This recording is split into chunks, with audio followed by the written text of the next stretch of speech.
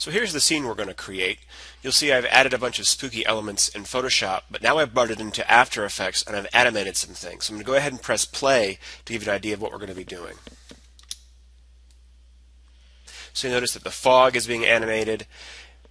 There's lightning effects. We've added some glowing text. There's a witch flying across the screen. And if you look really closely at the house on the hill, you'll notice that its lights are sort of undulating with some sort of weird glowing light. So that's what we're going to be creating here. In the first part, though, we're going to start off in Photoshop. And I have sort of the unanimated picture I created here that I later imported into After Effects. Take a minute and take a look at all the details I've added. I've mostly been using brushes to add these tree branches, spider and the witch, the houses, the witch stirring the cauldron, the little graveyard, these very spooky trees. Even the moon and the fog were created using brushes. So there won't really be any drawing to speak of in this tutorial. So you don't have to be an artist to do something like this. We're going to use a lot of pre-made resources. On the right-hand side, you'll see I have a lot of layers. And the way that works is that every individual thing I've done, I've placed on its own layer. That allows me to edit it both in Photoshop on its own, and also in After Effects I can then animate it on its own without animating other things. So for example, I have the fog on its own layer, and by clicking this eyeball I can turn that layer on and off. You'll notice that it is on top of the moon layer, so it actually shows up in front of the moon, but it is underneath other layers, like the castle layer, which is this house right here, so it actually looks like it goes behind that house. So the order that your layers are in actually make a big difference. But it's really important as we go through that you place things on their own layers. If you don't later on, you're going to be really limited in what you can animate. So as you can see, I've opened up Adobe Photoshop, and now it's time to make a new file. So go to File, New. I'm going to change this, so instead of being 7 inches by 5 inches, we're going to do it in terms of pixels. So I'm going to set it to the size of my particular screen, which is, I believe it is 1900 pixels by 1050 or something very close to that. I'm going to give it a name, and it would make sense for me to name it in such a way that I know what it is and I know who created it. So I'll call it Spooky Scene, and I'll throw my last name on there. You don't have to do things like underscores instead of spaces, but it's a good habit to get into. Some computer programs appreciate that, and they'll run better. So I like to put underscore there instead of spaces. I'll press OK, and I have my new image. As we move forward, and I'm showing you the various aspects of Adobe Photoshop, it might so happen that you don't see the same sort of windows and tabs that I see. That's totally fine. It's very easy to correct. The interface for Adobe Photoshop is extremely flexible. So any of these tabs, like this adjustment tab, I can simply grab it. And if I wanted it down here, I can move it down there. No big deal. I can grab it again, bring it back up to where it was. I can put it on the side here, underneath there. Totally up to me, but the important part is it's really easy to modify this interface. So if you don't see anything, or you're missing something that you think you should have, it's probably just not turned on up here in the Windows menu. So if you go to Window, you'll see the ones that I actually do have turned on. One that I'm probably going to be using in the very near future are the brush and the brush presets. So I can go ahead and click that, and you'll see it's right here. But if I weren't seeing it, I could click up Window, turn it on, and then move it to wherever I want to have it. So keep that in mind as we move forward. The other thing to keep in mind is that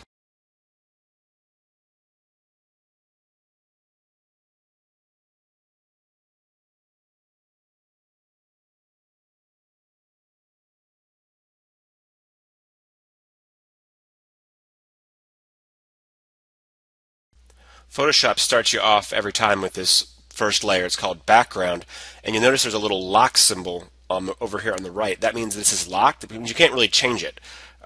It's just sort of there as sort of your background, and it's a good idea just to sort of leave it alone for now. In this Layers panel, which we're going to spend a lot of time in, there are some important buttons down here at the bottom that will speed up your workflow. So this one we're going to use a lot is to create a new layer. This one would create a new group, and a new group is basically just a folder that has several layers inside of it. It'll help you stay organized. Right now we're going to go ahead and we're going to make a new layer. It's called Layer 1. Another very good practice to get into is to immediately name your layers to help keep them organized. I'm going to call this layer Terrain because that's what we're going to put on it. We're going to use a tool here on the left hand side called the pen tool. Now, another word of warning is if your tools on the left-hand side don't look exactly like mine, there's a reason for that. You see these little arrows, the bottom hand of the screen or bottom hand of the little icon? That means that there are several tools there. So if I click and hold the mouse button down, you'll see that there are several tools here. The spot healing brush, the patch tool. And what they've done is they've grouped sort of like-minded tools together to save space on the interface. So when I click on the pen tool, or when I go to click on the pen tool, you might say, oh, I don't see the pen tool. But in this area, you'll probably see one of these. If you see any of those instead of the pen tool, just click and hold and choose the pen tool. Now what we're going to do is we're going to draw some curves that are going to act as the land in our scene. I'm going to go ahead and zoom out a little bit, and the easiest way to do that is to press Control minus on a PC or Command minus on a Mac, so I have a little bit more room outside of my scene. And the way this works is that I'm going to click initially. I'm going to come out here someplace in my scene. I'm going to click and drag. You see what's happening is I'm making a curved line like that. So I'm going to let go. I'm going to come over here. I'm going to click and hold. And I'm just going to sort of make sort of rolling hills like this. And I'm going to click off the screen. Anything that happens off the screen doesn't matter one bit. I can have a bunch of different things. I can have it curved. I can have it straight. All that really matters is what's on our canvas itself. The important part is that eventually I get back and I can connect the last point with the first point. And now it's an actual shape. Actually, I made a mistake. And instead of making a shape like I wanted to, I was making a path. You see up here in the top hand where it says path, what I actually wanted was a shape. So I'm going to go ahead and delete this guy, if I can.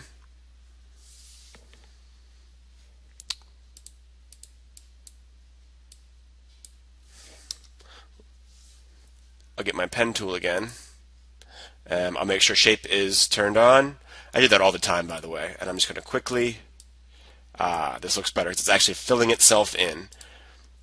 And then I can come over here and I can connect the dots, and now I have a full shape. Right now my fill is set at black, which is where it should be. If for some reason yours isn't, you can see you can change the color. The fill is what actually fills in the shape, so we'd actually do want black. And that's my first layer. For my second layer, so I'm going to create a new layer. I'm going to call this sky, because guess what's going on this layer? And we're going to use a new tool called the gradient tool.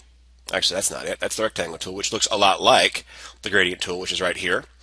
Once again, if you don't see it, maybe you see the paint bucket instead. It's right there nested with this tool. So I'm going to get the gradient tool. And you'll notice that up here in the top hand corner, I'm going, gradient, what it does is it takes one color and blends into other colors. So right now we're blending from black to white.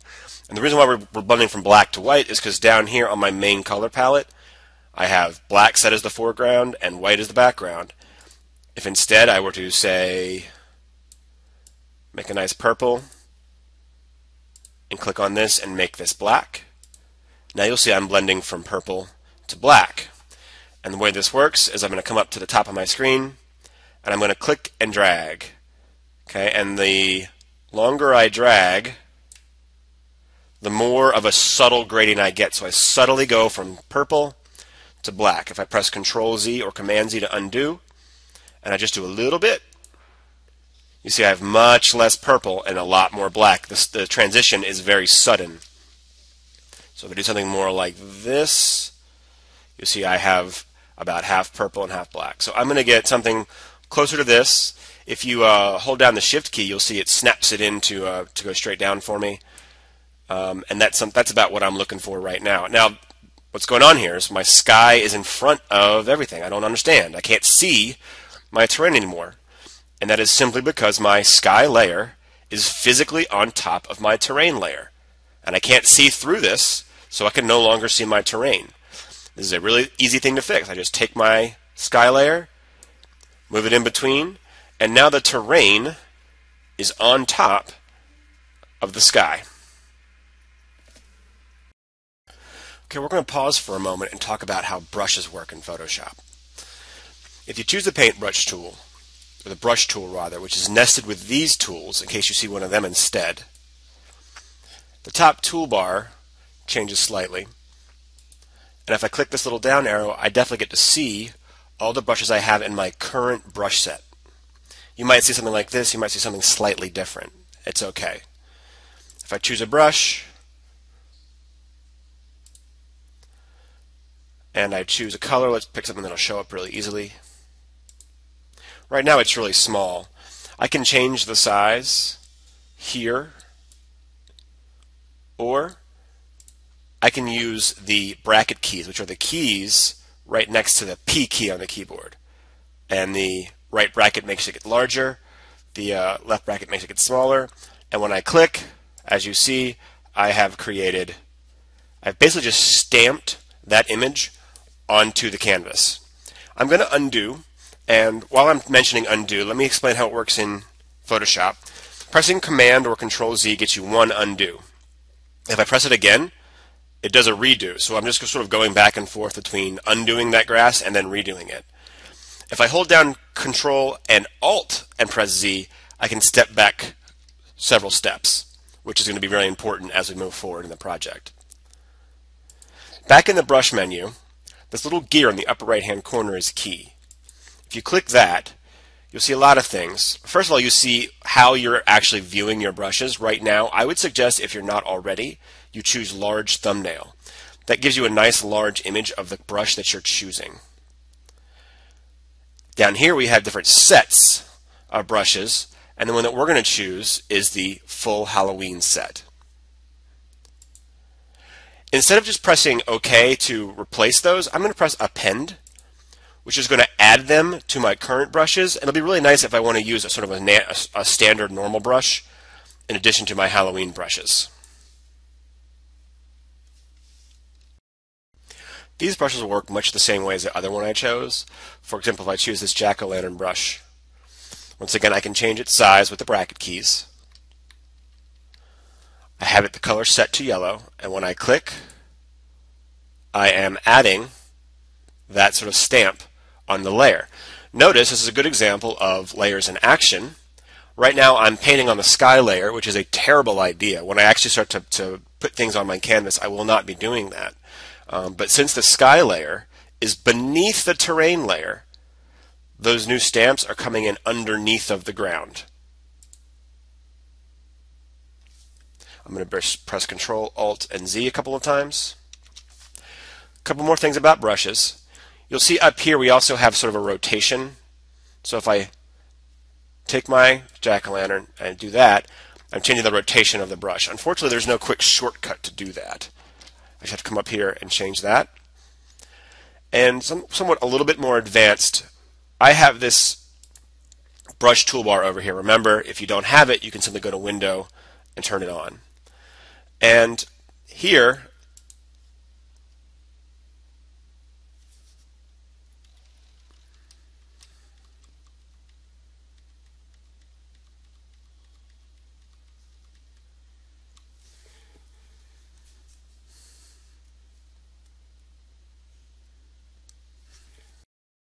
if I click on brush tip shape, I have some of the same. I have the rotation here. I still have the size. I have something called spacing, which means that if I were to click and drag with the jack-o'-lantern, how far apart would they be? So that's this. If I bring them much closer together, I just end up with sort of that. So I'm going to press Control, Alt, Z. I also have the ability to flip it along the X, which would flip it like that,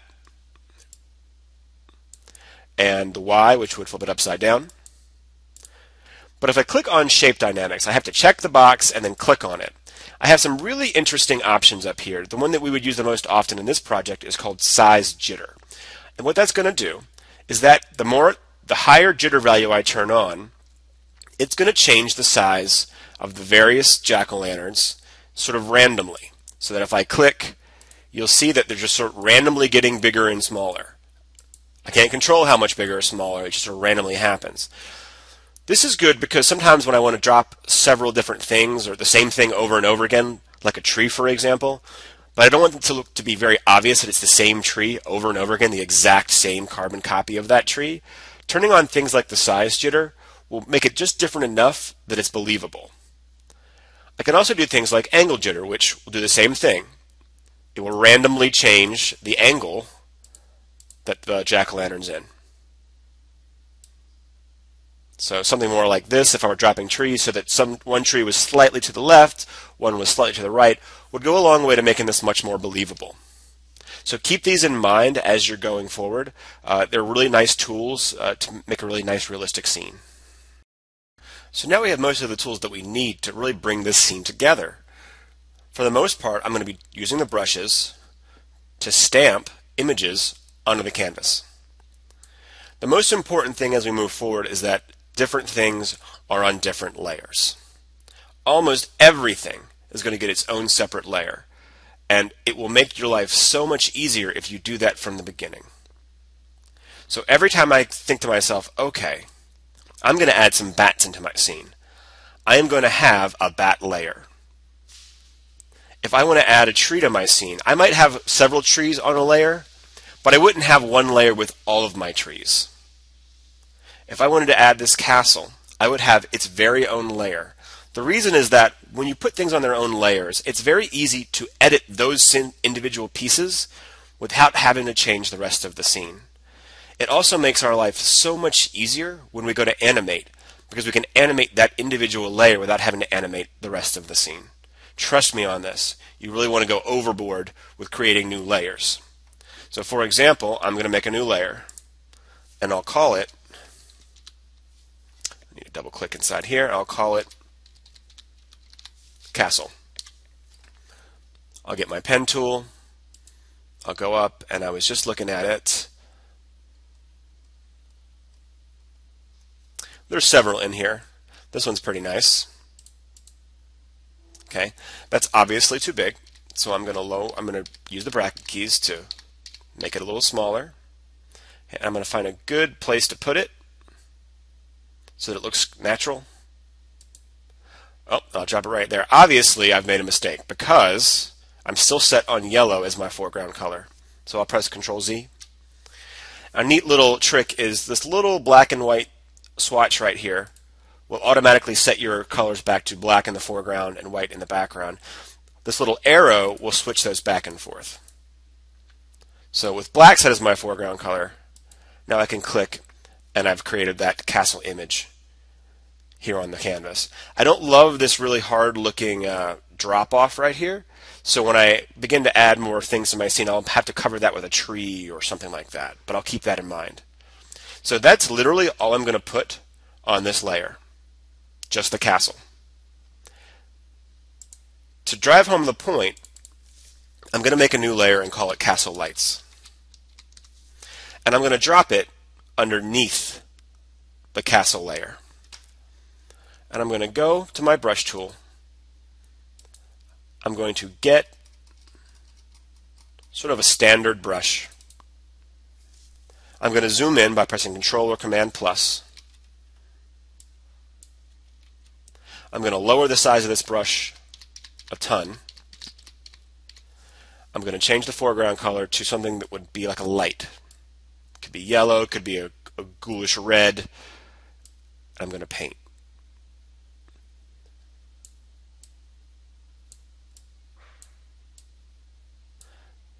So this works because I have these things on separate layers.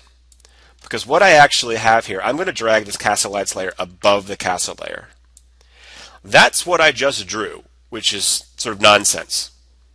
But if it's underneath the castle layer, it will peek out only in the places where the castle has been cut for windows. And I can only do that if I have a separate layer for castle lights. For example, if I were to select the castle layer and now I was going to try and paint, I would just paint right on the castle itself, and the odds of me getting the lights right inside those lines, slim to none. So by having its own layer and putting it underneath, I have the ability to sort of make those lights in the castle. Oops. See what happened there? I still have the castle layer selected. I need to reselect the castle lights layer, and I can draw basically underneath of the castle. Oops. Control Z. Using the mouse to paint like this does take some practice. So just like that, that's how serious it is that you need to have different layers for different things. When I go to animate this, what I'm going to do is I'm going to have these lights look like they're sort of glowing or pulsing. That would not be possible if they weren't on their own layer. I hope I've made my point about having new layers. As I move forward, I'm going to add new layers, and I'm going to use my brush tool to stamp things down. So here's a scene I created that I showed you at the very beginning. I just wanted to show it to you because I don't feel like going back and making a brand new one. But I think at this point you have all the skills you need to create a scene just like this. And once again, notice that everything I made basically exists on its own layer. For example, this witch down here and this witch over here, they each have their own layer. That's because when I get to After Effects, I want this witch to move across the screen, but I definitely don't want this one to do that. Even things like the fog, which is just a brush really. If I click this little eyeball to turn that layer off, all I did was go to my brush tools, and somewhere down here, let's see, I didn't see it right away, there are brushes right here that are just like sort of fog shaped. And what you do is you just pick a gray color and you can add new fog.